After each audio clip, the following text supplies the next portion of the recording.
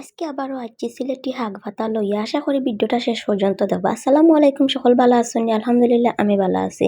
তো আজকে আমি রানবো বাতুয়া শাক। এগু কোন অঞ্চলে কিতা ডাকে আমি জানি না, বাট সবে কমেন্ট কইবা কার অঞ্চলে কিতা কইয়া ডাকে।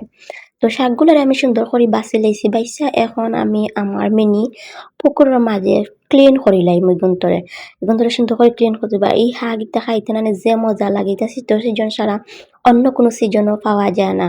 তো বেশি বেশি শাক খাওয়া আমরা স্বাস্থ্যের জন্য খুবই ভালো। আর আমার ইটা শাক খাইতে যে ভাল লাগে, ইটা শাকের লগে যখন পেঁয়াজি হয় নানি আরো বেশি ভাল লাগে দুপুরও খাবারও। তো যাই হোক শাকগুলারে আমি সুন্দর করে কুচি কুচি করে কাটি লাইছি। কাটতে নানি এখন দিলাইছি লোয়ারির মাঝে দিয়া, তারপরে একটা আলুরে ছোট ছোট করে কাটতে দিছি। এন্ড দেন আমি পেঁয়াজ দিছি আর কাঁচামরিচ দিছি, লবণ দিছি। লবণ দিয়া শাকগুলারে সুন্দর করে ডাক্কা দিলাই সিদ্ধ হওয়ার লাগি। তো এখন আবার আমি 10 মিনিট পরে ঢাকনা খুলছি, করলে এখন লাড়াচাড়া করে দিলাম শাকগুলো সুন্দরভাবে। আর এটা শাক নানি খাইতে অলান এক মজা লাগে। আর দুপুরে গরম গরম ভাতের লগে যেন শাক হয় আর শাকের লগে যেন পেঁয়াজি হয় আর সালাদ হয় আর কিতা লাগে খোসাই। আমার তো অনেক মজা লাগে। আর সামনে রমজান মাস ইনশাল্লাহ ৩০ রোজা শাক খাইমু। এখন আমি শাকগুলো সুন্দর দিয়া দাগনি দিলাইমু তেলের মাঝে। দেন এখন আমি রসুন দিছি আর তুরা তেল দিছি।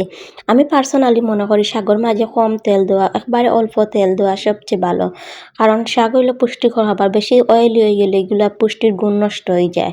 তো যাই হোক মারতে মারতে আমার শাক রান্না ডান। আর লগে আমি পেঁয়াজি আছে, কাঁচামরিচ আছে আর পেঁয়াজ আছে। ভিডিওটি ভালো লাগলে লাইক কমেন্ট করে পাশে থাকবা। ধন্যবাদ।